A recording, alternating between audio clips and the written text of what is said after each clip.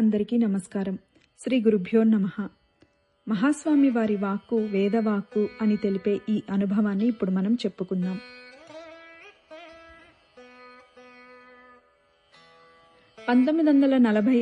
ఫిబ్రవరిలో పరమాచార్య స్వామివారు రాణిపెట్టైలో మకాం చేస్తున్నారు. అక్కడ నివసించేవారు దాదాపుగా హైందవేతరులే అయినా కులమతాలకు అతీతంగా మహాస్వామి వారి దర్శనానికి వచ్చేవారు. రాణిపెట్టై సమీపంలో నావల్పూర్ ప్రజలు కరుమారు యమ్మన్దేవి ఆలయం కట్టడానికి లక్షలలో నిధులు కావాలని గ్రహించి కాస్త కలత చెందారు. పరమాచార్య స్వామివారి ఆశీస్సుల కోసం వారు స్వామివారి దర్శనానికి వచ్చారు. మేము ఒక మంచి కార్యక్రమం చేయాలనుకున్నాము. దానికి కావలసిన నిధులు మా వద్ద సమృద్ధిగా లేవు. పరమాచార్య స్వామివారు మమ్మల్ని అనుగ్రహించాలి అని వేడుకున్నారు వారు.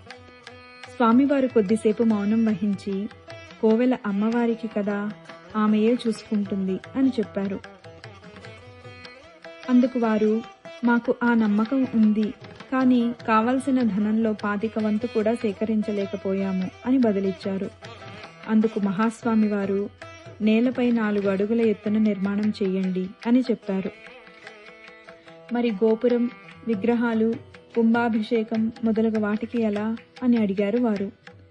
వాటన్నిటి కోసం ఒక వ్యక్తి వస్తాడులే అన్నారు స్వామివారు. వారికి ఒక దేవరహస్యం అవగతమైంది. కానీ ఎప్పుడు వస్తాడు, ఎలా గుర్తుపట్టాలి అని పలు సందేహాలతో, సంతోషంతో ప్రసాదం స్వీకరించి అనుమానంతో కలతతో వెళ్లిపోయారు. ఈ సంఘటన జరిగినది ఫిబ్రవరి 14, 1945న. మరి ఆ వ్యక్తి ఆ రోజు ఎక్కడున్నాడు? 1939లో ప్రారంభమైన రెండవ ప్రపంచ యుద్ధం 1945 వరకు కొనసాగింది.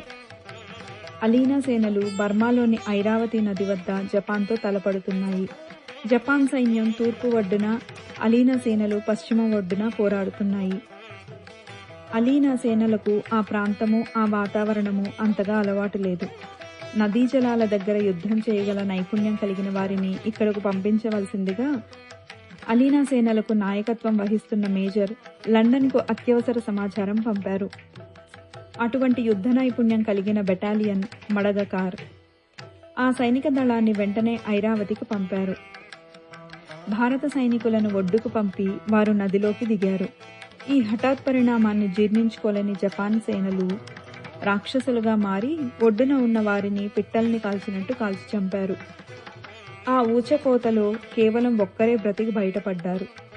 1945 మేలో జర్మనీ ఓటమితో యుద్ధం ముగిసింది.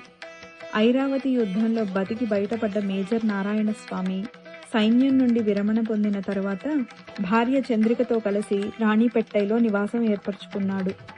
ఒకరోజు సాయంత్రం వారు నడుచుకుంటూ వెళ్తుండగా అనుకోకుండా అసంపూర్తిగా ఉన్న మందిరాన్ని ఆరుబయట అలా ఎండకి ఎండుతూ, వానకు తడుస్తూ ఉన్న అమ్మవారిని చూశారు. చూడు, నన్నెలా వదిలేశారు. నేను అంతటి భయంకర యుద్ధం నుండి నిన్ను కాపాడితే నాకు ఒక నీడ కల్పించవా అని అమ్మవారు అడిగినట్లు అనిపించింది అతనికి. మహాస్వామి వారి దర్శనానికి వచ్చిన ఆ భక్తులందరి ఆనంద భాష్పాలతో ఆ ప్రాంగణం అంతా నిండిపోయింది.